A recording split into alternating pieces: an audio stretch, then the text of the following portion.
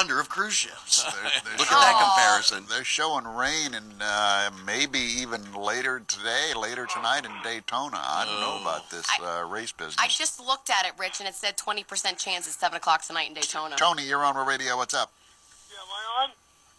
Am I on? Yes, Tony. Tony. Am I on? Yes, Tony. Okay, am I coming in clearly? Because that last guy was speakerphone, you guys. It's really rude. Anyway. I can hear you perfectly, my Oh, friend. beautiful. Listen, this is a little bit embarrassing because I'm a big dude. I'm like sick. I'm an ex-boxer, so I'm about to. I'm calling for some relationship advice. So it's kind of embarrassing. The situation is this: I got this beautiful fiance. Yeah. She's got this small toy dog that she loves. She loves this dog to death. I like the dog too. Yeah. But I got this really nice cat. The cat is like mesmerized by me. I don't know why. She's afraid of every man she comes in contact with. She loves women, but she's afraid of every man. And the problem is that when my fiance is over here, man, I'm in the bed with her and the cat is jumping on in the bed constantly. And even when we're sleeping, the cat starts walking on us. Yeah. She's not trying to be. I think she's jealous because even when I'm sitting on the computer, she'll jump in front of the computer screen to get. It's like, hey, absolutely, idiot, get off the computer. I need your attention. Yeah. But here's the real problem now. Yeah. She is definitely afraid of dogs. I'm serious. She's a hunter. Wait a minute. Birds, flies, spiders, stuff like that. Your girlfriend is afraid of dogs, or no, the cat. The cat is. The cat is scared to death of dogs. Okay. Doesn't matter what size it is. So this little toy dog loves cats. Yep. And the problem is when I go over her place, the dog jumps in the bed with us too. Yeah. So I know that when we get together, it's going to be like a big problem. We're going to have cats and dogs in the bed. I'm not trying to make it funny. That's no big deal. That's no problem, man. What do I do about this stuff? You don't have a problem. No, I don't have a problem. The cat will probably eventually get used to the dog. Once the cat figures out the dog is no threat, you said your dog is friendly to the cat will get used to the dog, and the cat eventually will get used to you. When I first moved in with my wife... it's my cat. The cat already loves me. Oh, okay. Well, it's the dog that's...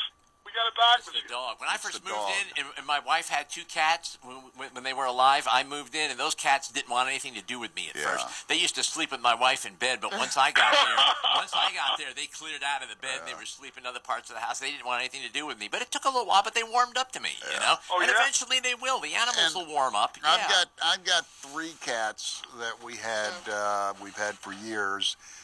And when we got Lucy, Lucy still is a bundle of energy, and extremely curious, and just thinks the cats are the meow. See, I'm really worried about this thing because this pretty cat is so obsessed with me. I'll tell you why.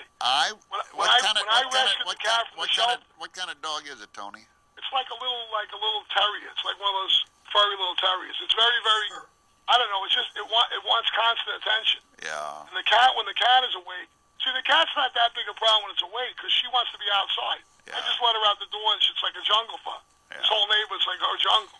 Yeah. But the bottom line is when I got this cat, I walked into the shelter, and I'm like a kind of a compassionate, conservative type guy. Yeah. I have a lot of trouble saying no, especially to women. Yeah. It's a problem. So I go into the shelter, and these two cats are stuck in this little glass tank together.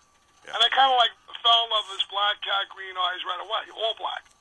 And she was in there cuddled against this kind of Egyptian tiger type of cat with these beautiful blue eyes. Yeah. So I went to take the black cat, and the woman came to me and said, "Oh, please take the other one. They go together." Oh, yeah. Now I'm sitting there going, "Damn, why did she have to do that to me?" Right, I know what I'm going to do.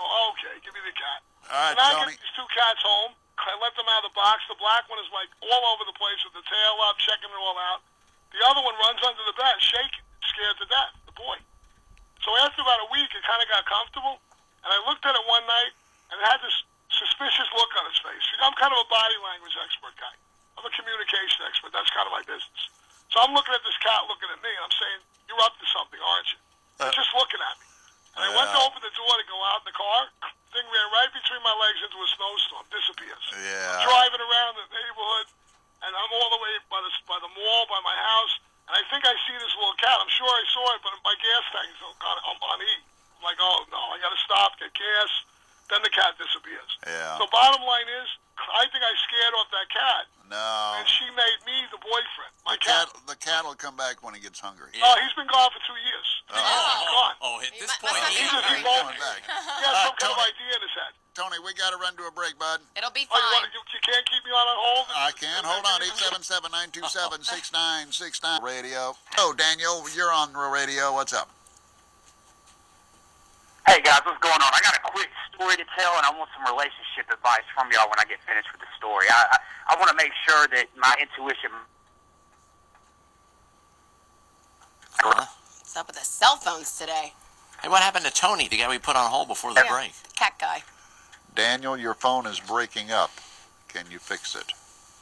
Hey, can you hear me? Your phone is breaking up for some reason.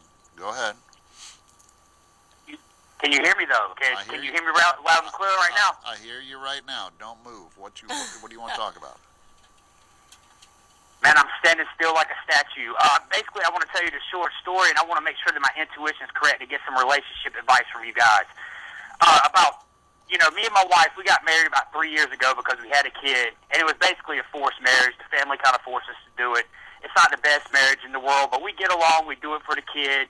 We both have good jobs, so financially we're doing good. But about a month ago, my best friend came up to me and was like, "Hey, I seen your brother at the bar with your wife." Uh-oh. And at first, I figured my wife was at the bar, no big deal. But I noticed, my brother just got divorced about 6 months ago, and we had a family function this past weekend. Yeah. It was my nephew's birthday, and I noticed that my wife was kind of giving him the eye. She was being really flirtatious. Yeah. They would sit there and talk, and she would giggle and kind of touch his chest. And now I'm starting to wonder, could possibly anything be going on? Should that be a red flag for me? Yes. Yeah, yes. I think so. Ask her. Ask him. Ask it. Well, I don't want to sit there. I don't want to. We got a close knit family. I don't want to make it. I don't want to make it uncomfortable around my wife or uncomfortable around my brother. But hold on, my wife just woke up. Hey, bitch, are you cheating on me? That's right. That would have been good. Oh my God. Samir, go to Haas. Hello, Haas. You're on the radio. Hey, is that me? Is your name Haas? That's right. My name's Hans. First of all, I'm a big fan, Rich. Big fan, Dr. Glenn. Hey, thank you. How you doing? But one thing I'm personally offended by is Lexus and their stumbling and mumbling of the reading of the news today. Yeah. You know why I'm personally offended by that? I like to call this the Sarah Palin syndrome, where women can just show off their knockers and, give a wink and, know how to shake their tail feather, and they can literally move up the ranks within any kind of corporate bureaucracy just because they know how to make hard legs shrivel. You understand? Wait a second. I'm not shaking anything on the radio. You can't see anything. Oh, come on, honey. I'm looking at the picture right here. I mean, the little head's trying to, talk for me, and I'm saying, get back behind me. Oh, God. But given the fact that you guys are doctors, given the fact you're the love doctors, aren't you offended? She can't even say excursion, honey. Excursion, baby. Come on. I'm offended every hour. What are you talking about? Yeah. Oh, man. I'm sorry. I just think that ever since Gloria Steinem started telling these women to burn their bras, all of a sudden, we have to just accept, that incompetence is just, par for the course for these demographics, to be politically correct. Easy, Hoss. Jeez, it's just Gloria a show. Steinem.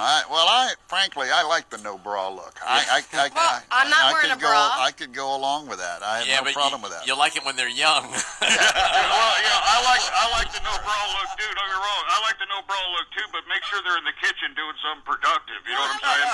Well, I'm not wearing a bra. I never wear a bra to work, but I'm not. Wait till you're 60, Lex. Yeah, true. All right, well, hey, I'm a big fan of the show. Y'all keep it up, and what's up to the Capitalist Army? All right, man. Thanks. At that point, it should become mandatory. Yeah. Go to the hotline. Hello, hotline. What's up? Hey, Rich, based on some of your stories about your promoter days, I'm not sure I would have trusted you with my money for 30 days.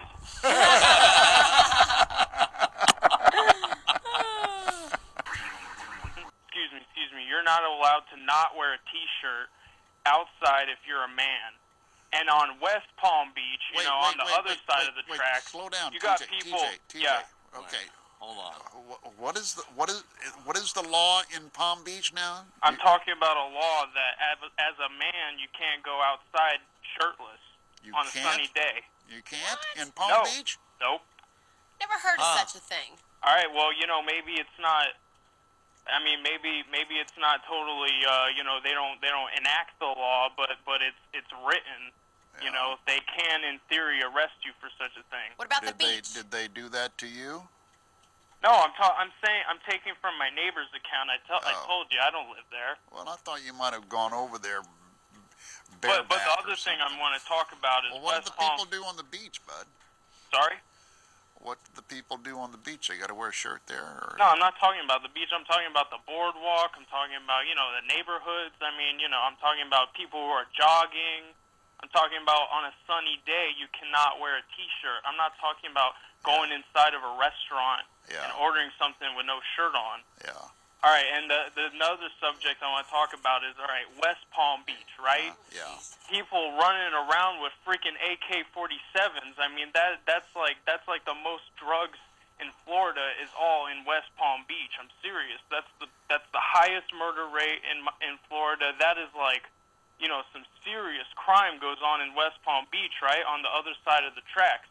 And you got these no shirt laws in Palm Beach, right? White collar neighborhood, right? Yeah. But at the on the same token, you got the Daytona 500 going on in Palm Beach. I mean, the Daytona 500, that is some depraved activity goes on at the Daytona 500. I mean, you're talking about some self-serving, perverse people go to the Daytona 500. Yeah. You know what I'm talking about? Yes, sir. I mean, the people who go to the Daytona 500, they need to find a higher calling. Yeah. That's what I'm talking about, a higher calling. Because people who go to the Daytona 500 are perverse. Now, TJ, how long have you lived? Where do you live, TJ? Sorry? How long have you lived around here? How long? I told you I don't live around here. My neighbor used to live in Palm Beach West Palm Beach. Where do you live? Where do you live, Bob? Why do you want to know where I live? I'm just curious. I think your analysis of Palm Beach County is dead on. I think it's remarkable. I just wondered if you visited here. Do you live? I mean, do you live nearby? Or? Right. I mean, like I said, this all comes from an account from my neighbor. But you know, you've never been to Palm Beach. Have you ever been to Palm Beach? Have you ever been to Palm Beach? Not that I know of. Maybe when I was young, I might have, and I just didn't know it because I've been around Florida a little bit in my younger days. But as far as where I live, I'm, you know, sir, I'm with that philosophy that, you know, I don't dox myself, and I don't see any reason to, you know, tell where I live because that's not part of the conversation. So I'm gonna go ahead and you know, plead the fifth on that one. Have you been to the Daytona 500, sir? Oh yeah. You have. Brave. Well, I was going to say, I think you're dead on with the description of the crowd. Yeah, it is depraved. Is it possible that to where you ever live, that there's a town on the outskirts that's probably not so well-to-do, that's got maybe a higher crime rate, or do you live in this utopia that I'm unaware of in this country? I have. Are you getting at West Palm Beach as far as the crime rate? Because that was the other end of my argument. No, right? go ahead. Well, wait. Okay. Go ahead. No, by all means, go ahead. Go ahead, Dan. Listen. Hello, is it my mic? It's yours. All right. Listen. Yeah. If you want to know about West Palm Beach, now my knowledge of West Palm Beach comes from the accounts from my neighbor. Yes, sir. And you guys need to watch Hood Life. Hood Life on YouTube. This is a documentary about West Palm Beach. Yeah. You will see people, you know, gold rims, gold teeth, AK-47s, broad daylight, baby. You if you're not from Palm Beach County. That's right. Hood Life, yeah. Hood Life. Hood Life. Listen, guys. I just want to take a second and give a shout out to the Capitalist Army. Yeah. All right. Those are my buddies right there. Okay, man. Okay. There you go. Wow, he's got a major All right, beef. TJ. You if you're not from Palm Beach County.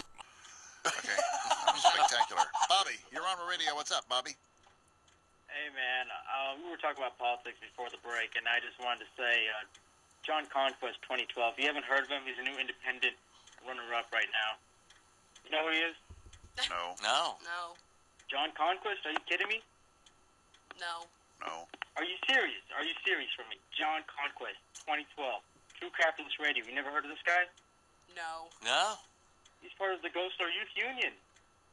Still no. No. What a shame. Okay. Well,